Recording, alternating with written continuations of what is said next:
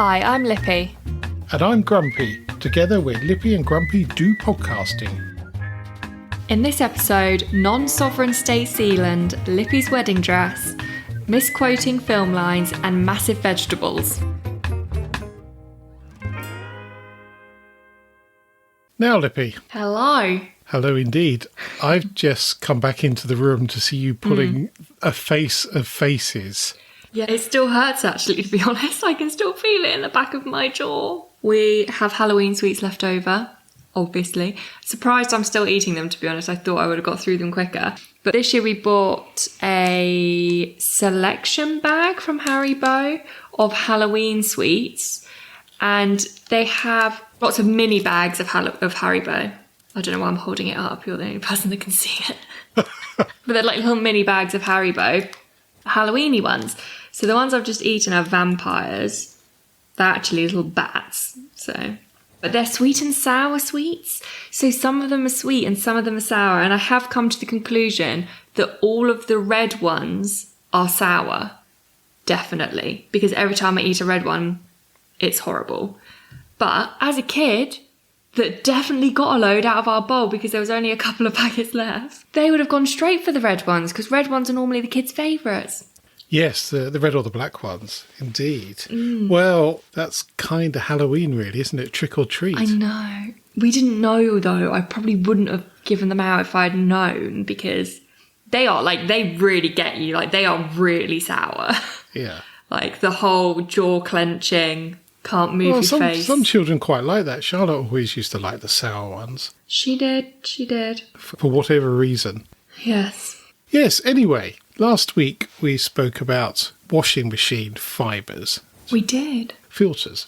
And I think I may have been a bit misleading about saying that the amount of plastic in a week that you would save was a plastic bag. I didn't mean a plastic bag full of it. I meant literally a plastic bag. So the plastic in a plastic bag. I've been telling everyone that you save a whole plastic bag a week. Well, you do. You save a whole plastic bag, but not a full plastic bag. Not the inside. No. So it's the plastic that goes to make a plastic bag. That's what they reckon you would save on an average household's washing. Still a lot of plastic bags in a year. Yeah. Well, you think if you've got a street of 100 houses and they all had it, that's 100 bags a week. Anyway, the other faux pas from last week was the fun fact about being illegal to not celebrate bonfire night until 1959. In fact, it was 1859, not 1959. And I looked into it more. And interestingly, I found two sites that had it as 1959, which is why the error occurred. With that. Yes. Yes, absolutely. But actually, it was 1859. And there was an additional act passed that required church ministers to hold a special service of Thanksgiving on the 5th of November. Ooh. During which the text of the act was to be read out loud. Yeah. Everyone was required to attend. However, there was no penalties prescribed for not going. You've eaten a sour one again, haven't you? Yeah. It's not very professional eating through a podcast. I just thought I'll just suck on one while you're chatting. Yeah, oh my God, that really... Well, that serves me right. That serves me right. Oh, only ate a tiny bit as well. Yeah, we'll just push the packet away. Yeah, I've hidden it now. I can't see it anymore. Good. Excellent. Yes, so, rudely interrupted, it was called the Observance of 5th of November Act 1605 and was repealed in 1859. So I should put a link to the good old Wikipedia, which has got all sorts of information on that. And talking of bonfires, our village bonfire was a roaring success, if you excuse the pun. It was heaving. It was. I've never seen so many people there. So many people. Yeah, we ran out of torches to sell. Lit torches, not battery torches. I think at about 6 o'clock or 5:30, which we've not done before. Okay. We certainly had a record amount of money in the buckets. So I think... Yeah. I think I tried not to join the procession, but accidentally joined the procession because it does terrify me. It's just a lot of open fire everywhere. And kids with fire as well. Yeah. just running around fire. But we ended up smack bang in the middle of it, and it was like a lot of people. Yeah, there were a lot of people there. Somebody said, who's been marshalling that for a decade, said he's never seen so many people, which is good. In terms of terrifying torch processions, I went to Beaujolais opening one year as part of a fundraiser for the Great Ormond Street Hospital. And that consists of a lot of very drunk French people wobbling up. Which, I mean, the French are not known for their health and safety. And this was, 15 odd years ago. So there's a lot of drunk French people wobbling up and down with these lit torches, which was quite an eye-opener.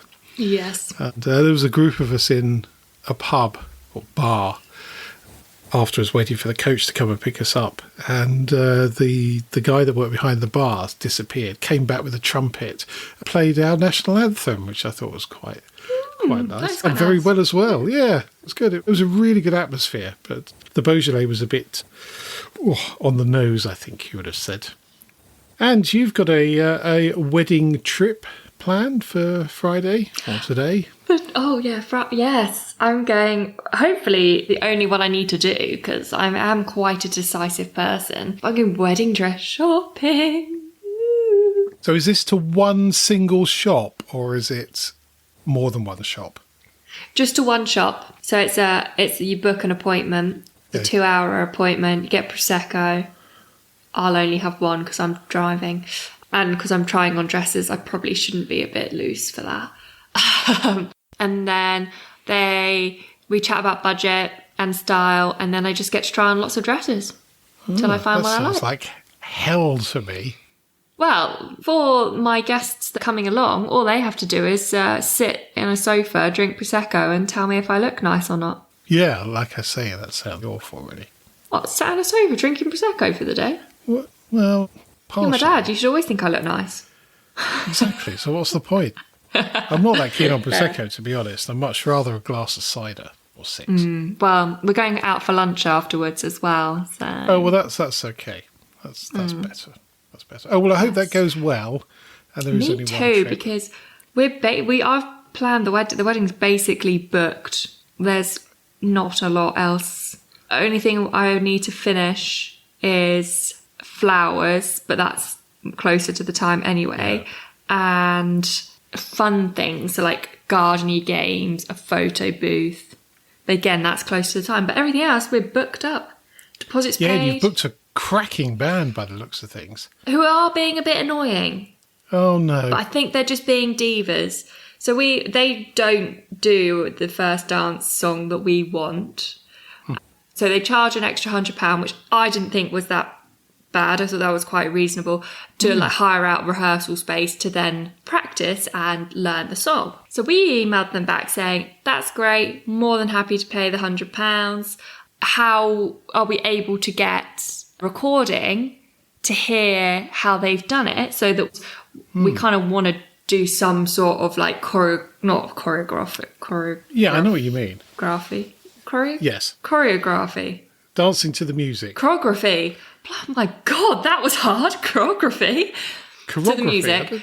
Choreography. Oh, I don't know. Oh, who knows? Anyway, we want to do some sort of timed dance to the song. So we just want a little play of what the beat they kind of turn it into for themselves, so that we can match it. Because we don't want to just rock up on them and be like, we've done doesn't match. What do we do now? And they came back saying they don't have a recording studio in order to do this. And we were like, oh no, we don't need a recording. We just need like to hear it. So like on a phone is absolutely fine. Like a video of them maybe rehearsing one of the times so that we can hear it. And they came back saying they are extremely, I've forgotten the word now. They really don't want to do that because a phone audio isn't great. So we were like, yeah, okay, understand that. All we want is to know kind of what it will sound like so that we can match the pace in a dance. So we've had to go back to them and go, what would you suggest to do for us to be able to hear the song prior to the day? And they've not replied yet. Well, there's a couple of things here. One, I can understand why they wouldn't want a recording on a mobile phone of them, because if it gets out, it can sound a bit rubbish. If they're playing it at the same speed as the original track, then you can listen to the same track. They don't. They do tweak it to match their sound. Okay, but they'll play it at a number of beats per minute, which may or may not be the same as the original. And if they can let you know the beats per minute, I've got an app on my phone that will slow down or speed up a track accordingly. So if that would be good then. Yeah, so if it's 120 beats per minute, which is a good speed, then, and they play it at 100, just slow it down a bit. And it'll be close enough, to be honest. Yeah, it's a cracking bit of software. Yeah, so if you can find out what speed they'll play it at. Yeah.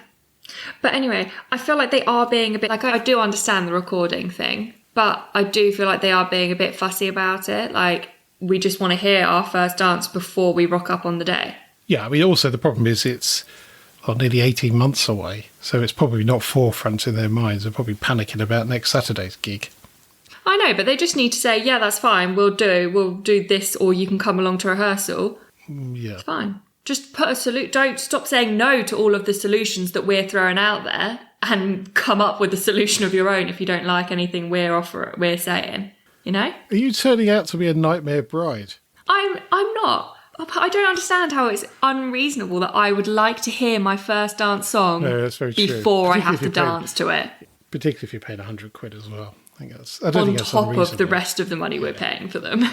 Well, they sounded very good. Yes, that is the thing. We know it's going to sound good. We just want it for the dance that we do to it to match. We're not worried about it not sounding good because they are a very good band and we've really liked all of the other covers that they have on their site. But they're still different to the originals to some extent. So we just need to work it out a bit. I'm not a bridezilla yet.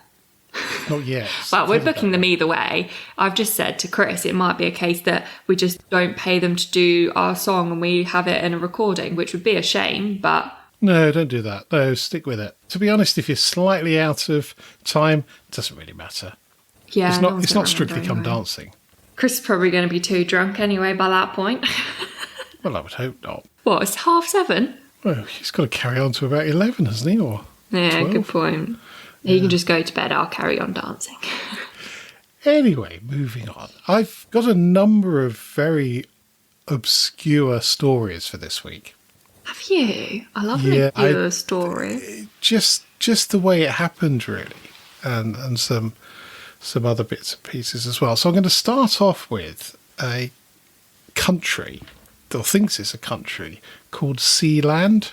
And this is on a military fort that was originally known as Ruff's Tower, 6 miles off the coast of Suffolk. Originally designed as an anti-aircraft defensive gun platform during the Second World War.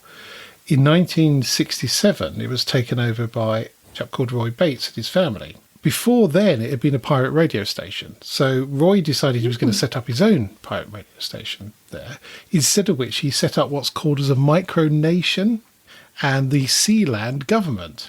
Interesting. It is. Now, there's a couple of twisty-turny things in this. So, first of all, nobody recognises it as a sovereign state, despite the fact that they've got a flag, a constitution, a government, stamps, passports, and apparently even a soccer team, although the population is less than 50. Typically, when you've got something like this, there was a coup in 1978 where some Germans decided they were going to take the fort. So it has to be said that this fort is butt ugly. It's basically 2 cylindrical piles built into the sea with a platform on top and what looks like some porter cabins. So it's not the nicest looking thing, despite people trying to claim it themselves. Most of the Sealand citizens don't live there, they live in the mainland. Interestingly, it sells titles such as Lord and Lady to try and support itself, which I think there's a little bit of that going on up in Scotland as well. I think there's probably very odd peerage things. And apparently they had thousands of requests for Sealand passports after Brexit. People were trying to get, presumably, some sort of other identity. How many people live on it? Well, they reckon, I think it's around about 20. There's 50 people. It's not very big. It's not very big at all, no. I mean, literally would have had a very large gun on it and it would have supported a pirate radio so much. It must sleep like sardines on there. I think they probably do. So they have now got electricity, the internet, but not very much else. So there's not a great deal to do. So interesting place, I would have said. But despite efforts, it's not recognised as any sort of sovereign state. Wouldn't be a good answer in House of Games. No. Talking of which, as you know, House of Games is my favourite game show.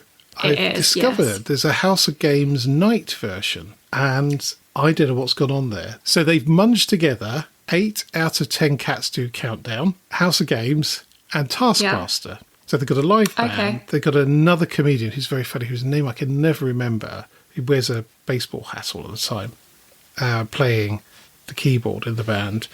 They have some bizarre things like guess which audience member did this. And it's just doesn't work for me at all, which is a real shame. And they're in their second season of it, and it's on BBC One, so it's obviously been pushed quite hard. Done well the first time. Yeah, there's just too much waffle in it and not enough quizzing, if you see what I mean. Yeah. It tries to be too clever, and it's brilliant as it is. That was a real disappointment to see that. Now, I came across a very odd story about Horatio Nelson and what happened after he was shot on the Victory. The boat was in quite bad shape, and that's quite key for this story, and obviously quite a distance away. So it would have taken a long time to get back home. So the surgeon on the boat decided to preserve Nelson in a barrel of brandy. Well, dead, I'm assuming. He was dead at this point, yes. If not, he would be very shortly afterwards. So Nelson in his time was a real character. He was Admiral of the Fleet and had had a number of victories. And to the point that in 2002, there was a poll which put Nelson number 8 on a list of 100 greatest Britons. So then and now, he's held in very high regard. So his death would have been a major mourning for the country. Big news story. And a bit like now, how we have slightly scandalous newspaper stories, the same was true back then. They would have picked up on all sorts of things. So this surgeon went against popular wisdom and chose brandy rather than rum, and took 80 days to get the boat back and Nelson and back to England. Unfortunately, 2 weeks after they started, this cask burst due to the gas in it from the now decomposing body of Nelson. Startled one of the watchmen so much he thought Nelson had returned to life and was crawling out of the cask. So eventually they get back to England, and this guy has really put his neck on the block with this. So they remove the body, and it is beginning to fall to pieces, basically. Yeah. It's not looking good. So they got it into this coffin and decided that because parts of it were beginning to decompose around the face, that there's absolutely no way that they can have an open coffin, so it had to be closed. No. But then there's lots of finger pointing going on, saying you should have used rum, not brandy. And then he starts saying that he did use rum, or he couldn't use rum, and it was just changed his story more than the politicians are doing nowadays. So all this lying and covering your backside is nothing new. It's been going on for a very, very long time.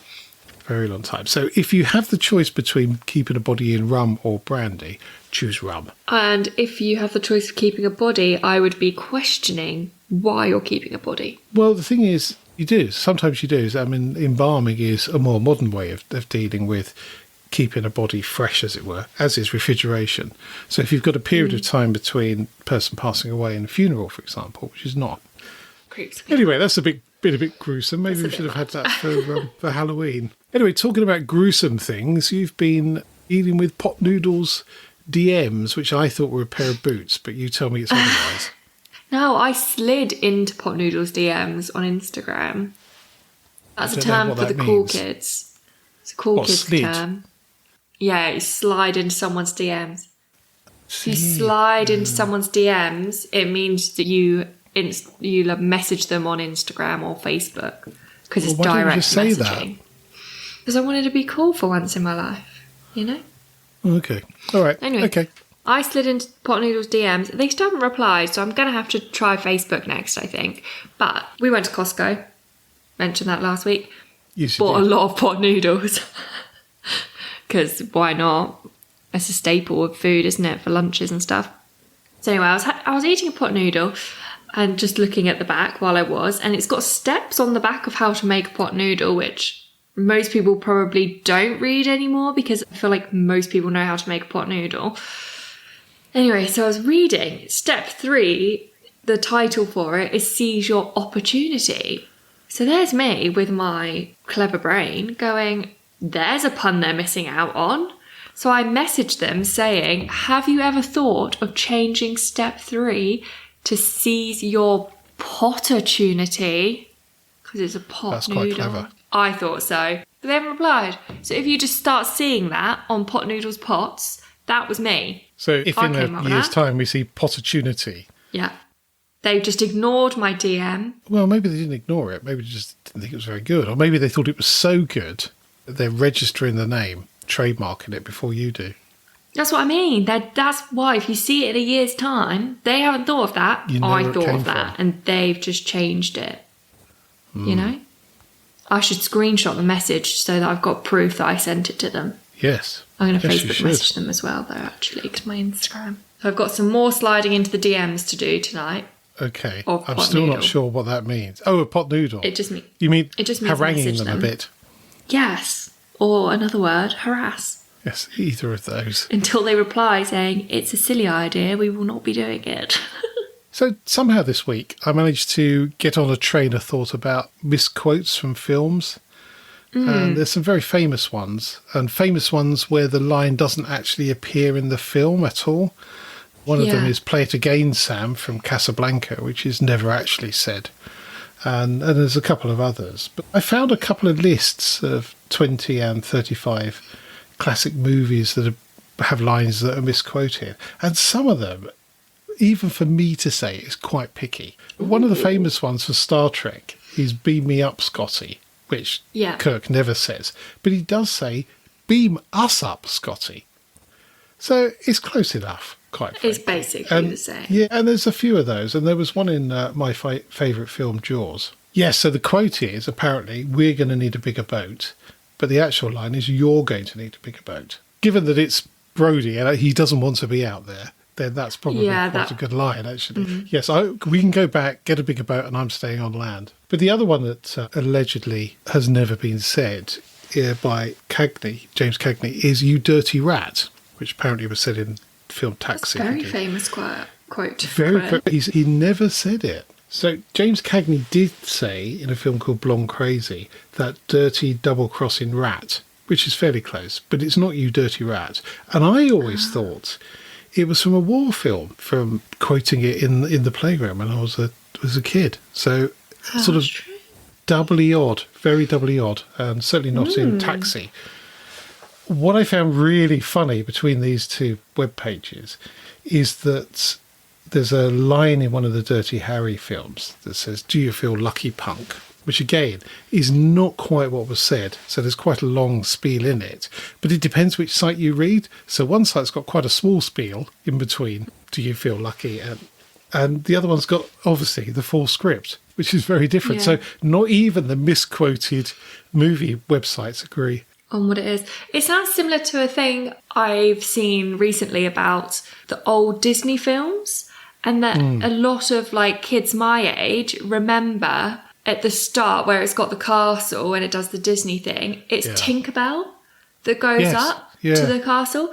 There isn't that on any of the old Disney films. There is no Tinkerbell at the start. That's interesting because Peter Pan, if memory serves me right, was gifted to Great Ormond Street Hospital by J.M. Barrie. So they hold the copyright to it.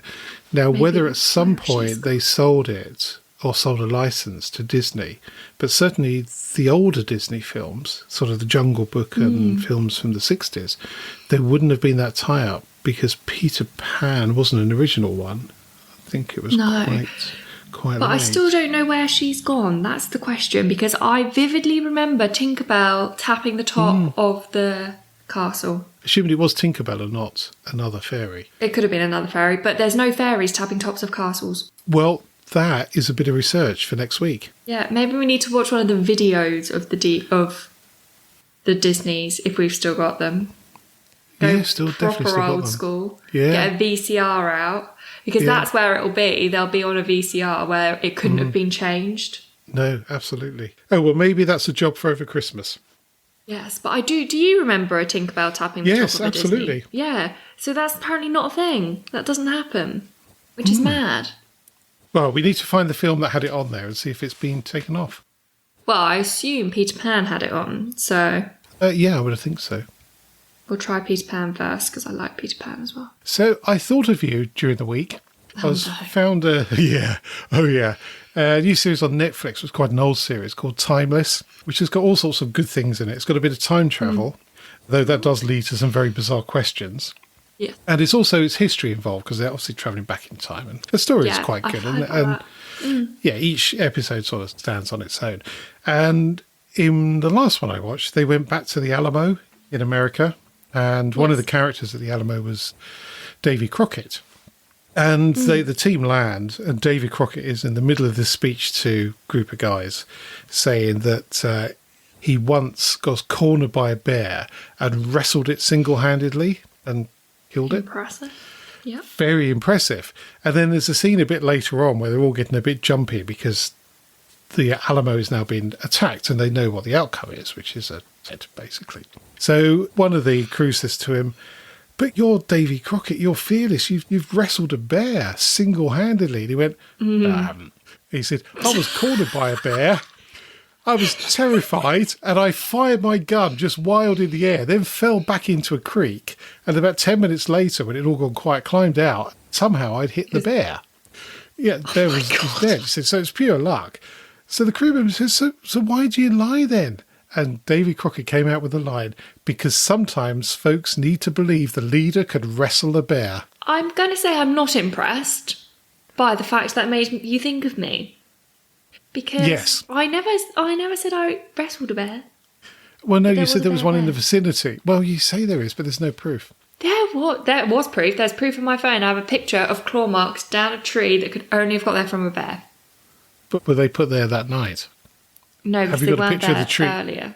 No, Well, I don't have maybe a not. before and You'll after know though. for that. No, so you have no proof whatsoever. Anyway, if you fancy something fairly interesting, that's a relatively good series, I think. Yeah, I've heard of it. I actually do want to watch that. Yeah, it's quite good. I'll try and get in early with the Netflix account, something. I'm on Loki at the moment on Disney, so you can have all the that's all right. Netflix you want. Thank you. Excellent. Well, my last slightly weird story is about an obsession with growing massive vegetables. Now, That you regular have. listeners will know. Regular listeners will know. I gonna have an say. allotment. I'm very keen on growing vegetables, and I'm miserably bad at it. Not very good at it. Definitely not very good at it. But there's a gentleman called Peter Glazebrook, and he's got a bit of an obsession with growing vegetables. So he's pictured here with an 18-pound onion that won a world that's record in huge. 2012. It is absolutely enormous. And in 2020, he produced a leek that was 4 foot long, which again got him into the record books. So he's just obsessed with growing massive vegetables.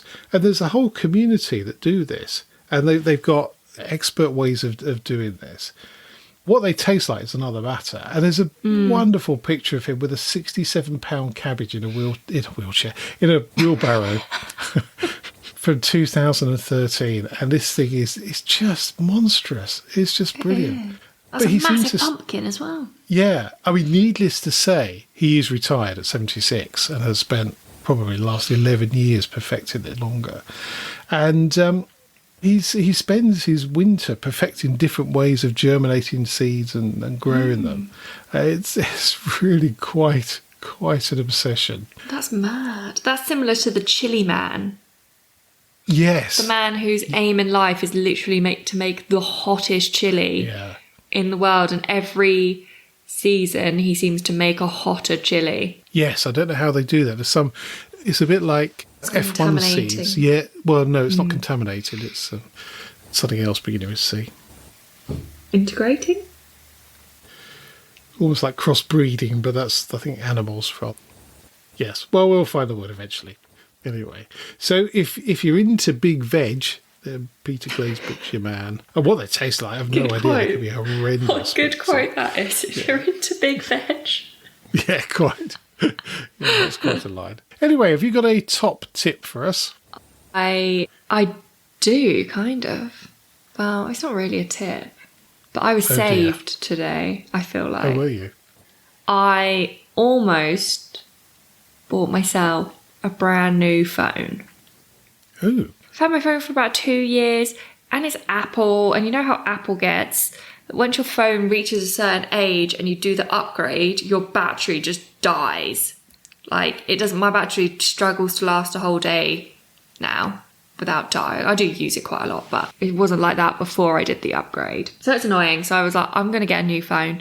So I went on, I buy them refurbished normally and on a monthly plan because I don't need a brand new phone. Like, as long as it's a bit better than the one I've got, then I'm happy with it.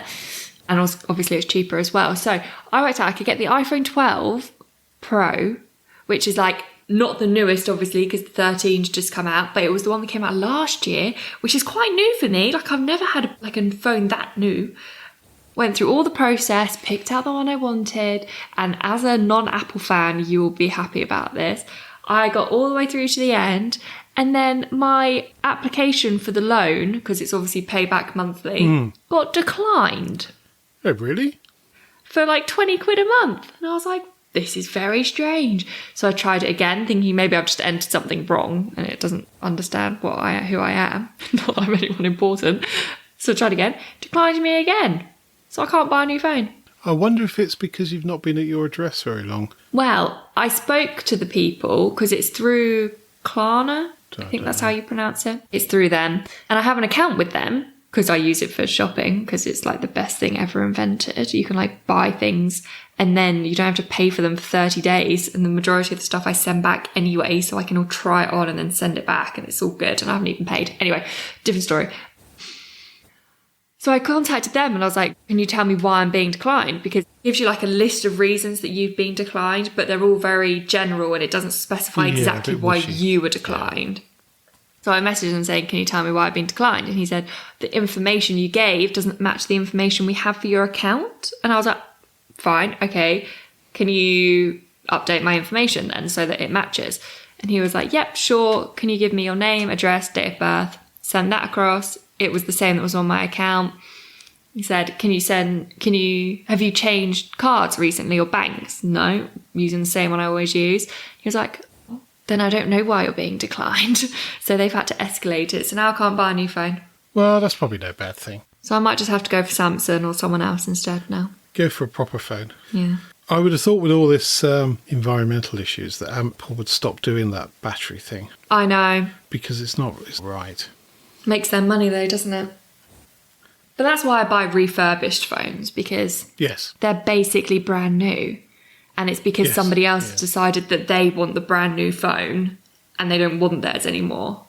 It's not actually broken. They just want the new phone. So I'll take your 30 seconds happily. Absolutely. New to me. Well, I do a similar thing with eBay, although I spend a lot less than you do. And my only requirement is that the phone has an OtterBox case that will fit it. That's my one requirement because they are brilliant cases. Yeah, they are. And I've dropped mine many times and it's survived. No dramas.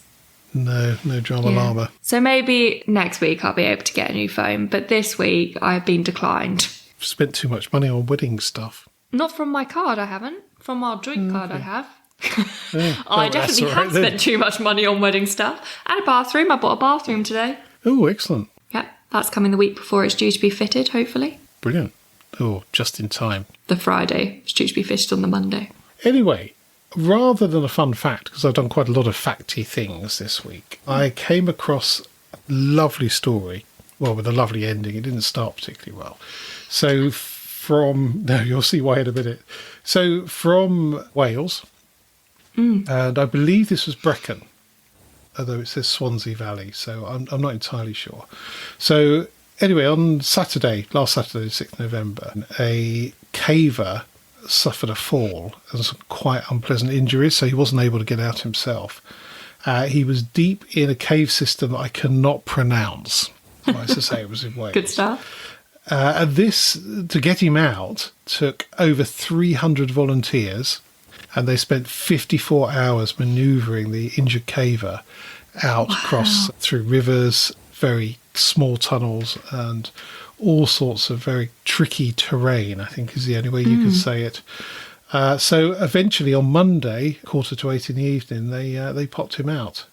Oh my God. Phenomenal effort. So in addition to the 300 volunteers actually in the tunnel on the ground, they also poured in other emergency services, obviously the ambulance to take him away, but also the local shops, businesses also rallied around to make sure everybody was fed and looked after.